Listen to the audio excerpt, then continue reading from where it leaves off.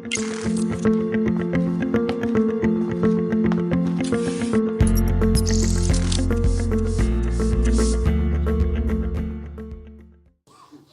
noite. A gente vai tentar conversar nesses próximos 10 minutos com vocês um pouquinho sobre sepse. E assim, o que é sepse, né? O que as pessoas entendem por sepse? Por que a gente está trazendo essa discussão aqui com vocês nesse momento? Antigamente conhecido como infecção generalizada, septicemia, né? Muita gente fala quando o organismo está completamente tomado por bactérias. Então, assim, o nome sepse vem da Grécia Antiga, né? Onde os soldados que não morriam nas batalhas iniciais, né, do grego, e com feridas que infectavam, e tinha infecção e essa carne, né, essa musculatura ficava com um aspecto ruim, né, e essas pessoas morriam, né, com necrose desses tecidos. No Brasil, se a gente for analisar, as pessoas morrem de sepse, né? Quem lembra de 1985, né? O nosso, então, presidente eleito, Tancredo Neves, teve uma apendicite, né? Essa apendicite complicou, virou, na época chamaram de septicemia, e ele veio a óbito. Logicamente, eu fiquei muito mais preocupado nesse caso. Uma modelo, que em 2009, né, teve uma infecção urinária, né, e virou manchete, teve os braços, as pernas amputadas e veio a óbito também por uma infecção generalizada, por uma infecção urinária que evoluiu de uma forma não tão benigna. E a pergunta é, por que, né, uma apendicite, uma infecção urinária, desenvolvem um quadro que leva à morte? Isso é decorrente, né, de uma resposta que o organismo tem a um quadro infeccioso, que pode ser um quadro viral, um quadro bacteriano, e essa resposta se torna tão exacerbada que provoca o acometimento de outros órgãos. Então, você vai ter o acometimento do rim, do coração, do pulmão, de uma forma sistêmica. E por que algumas pessoas evoluem dessa forma e outras não, a gente não sabe direito ainda. Por exemplo, em casa mesmo, eu tenho dois filhos pequenos. Um responde a um quadro infeccioso de uma forma e o outro responde de uma forma completamente diferente, né? Um tem um quadro viral, começa com uma gripe de manhã, de noite, no dia seguinte já está jogando bola. O outro fica febril 2, 3, 4 dias. Então, existe um componente de predisposição das pessoas. Associado a isso, depende muito da resposta imunológica que essa pessoa possa ter. E, terceiro, depende do agente infeccioso, né? Determinadas bactérias, determinados vírus, têm a capacidade de desencadear uma resposta imunológica, no sistema imunológico dessa pessoa, de uma forma mais exacerbada. Quando isso acontece, né, aquela infecção urinária, aquela apendicite, aquela pneumonia, começa a ter um componente sistêmico e começa a afetar esses outros órgãos, fazendo com que você tenha uma infecção generalizada, como era conhecida durante muito tempo. Para isso, né, se a gente for pegar a palavra sepsis, quais seriam os sintomas que a gente teria de avaliação, que a gente deveria guardar, que a gente poderia ter o comprometimento e sabendo que aquela infecção, né, aquela infecção de vias aéreas superiores, aquela amidalite, né, aquela otite, ou aquela pneumonia, ou aquela infecção urinária, estariam dando sinais de comprometimento, né? Que eu estaria saindo num quadro de uma simples infecção, essa resposta imunológica que o meu organismo está fazendo está evoluindo de uma forma pior, comprometendo os outros órgãos e sistemas do nosso organismo.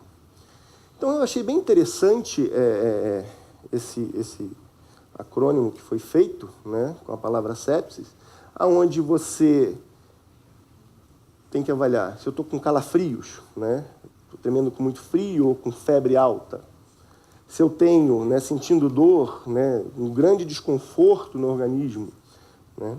Se eu estou me sentindo pálido, pele descolorada, isso normalmente é sinal que a minha pressão pode não estar muito adequada também, né? Uma aparência pálida, né? Ou sem cor, né? Uma dificuldade de acordar ou ficar confuso, né? Uma sonolência, isso tudo são sinais de que essa infecção pode estar evoluindo de uma forma não tão adequada, né? Me sentindo como se eu tivesse para morrer, né? Me sentindo muito mal. E, por último, talvez, né, uma questão de falta de ar, de espinéia, né? Dificuldade de respirar, uma falha em respirar. Então, quando você tem uma infecção, não necessariamente você vai ter uma sepse e nas suas evoluções mais graves, sepse grave e choque séptico, né? O que acontece é que a gente precisa de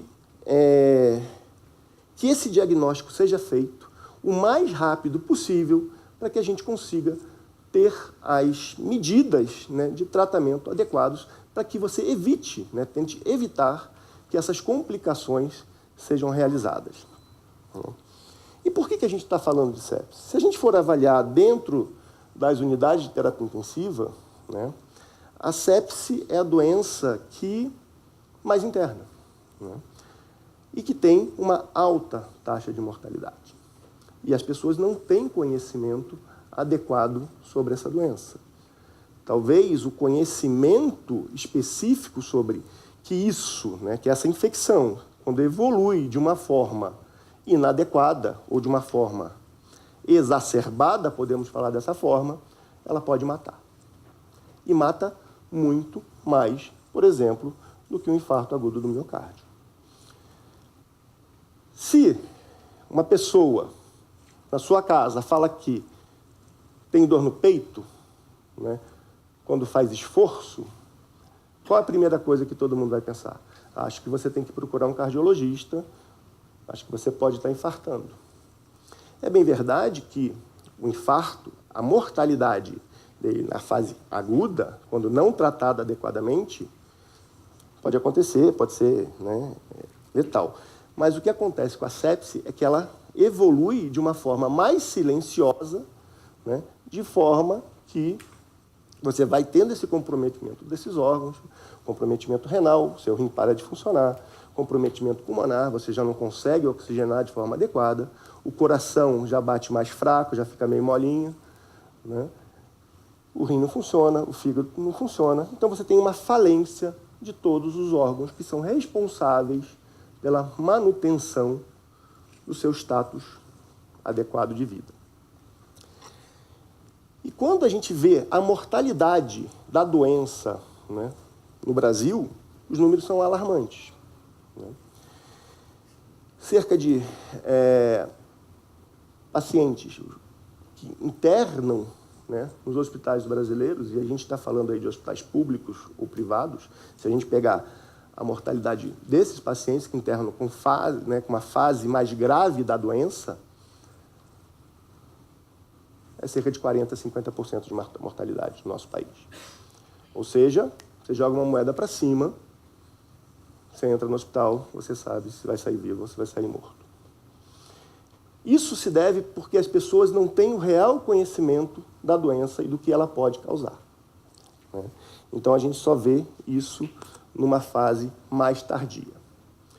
E quanto mais precoce, né, quanto mais rápido a gente consegue fazer esse diagnóstico, quanto mais rápido a gente consegue identificar que esse paciente pode estar evoluindo com algum sinal de que algum órgão não está funcionando adequadamente, mais rápido a gente vai dar o tratamento adequado para esse paciente e mais rápido a gente vai conter, né, a evolução da doença e dar tempo para que as defesas naturais do organismo se readequem, se readaptem para combater a infecção, junto, logicamente, com todo o tratamento adequado. E a gente sabe hoje que, quanto mais precoce a gente começa o tratamento da sepse, a gente acredita, né, e a gente tem dados que mostram isso, que você tem uma redução importante da mortalidade desses casos. Então, é fundamental que todos entendam que uma simples infecção urinária pode ter complicações. Uma simples pneumonia bacteriana ou viral pode ter complicações, que vão depender de vários fatores, entre eles, principais, a predisposição das pessoas, os pacientes mais idosos, têm um comprometimento imunológico maior, pacientes que têm outras doenças, né, tipo pacientes que têm problemas pulmonares, pacientes que têm problemas cardíacos, pacientes que já têm problemas renais prévios, diabetes, isso altera um pouco a resposta que esses grupos de pacientes possam ter a uma simples infecção. Sempre quando você suspeita, né, da sepse, assim como você suspeita que alguém tenha dor no peito, né, precordialgia, ou suspeita que aquela pessoa está sentindo o corpo mais pesado de um lado, você tem que procurar o hospital.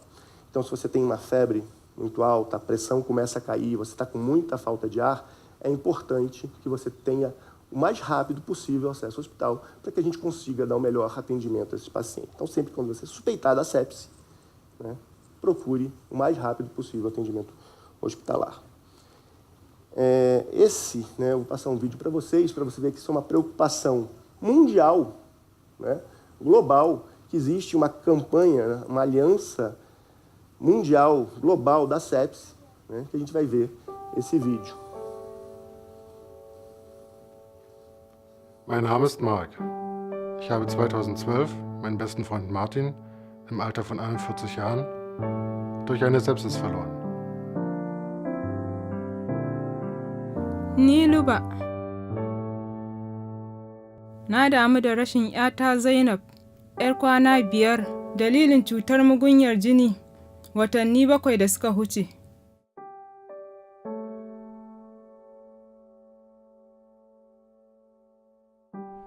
Меня зовут Игорь. Моя сестра Анна умерла от сепсиса, который явился результатом пневмонии. Ей было 58 lет.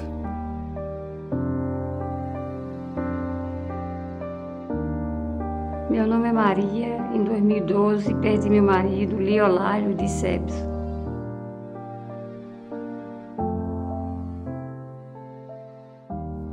सुमन के पापा सेप्सिस के कारण चल बसे जब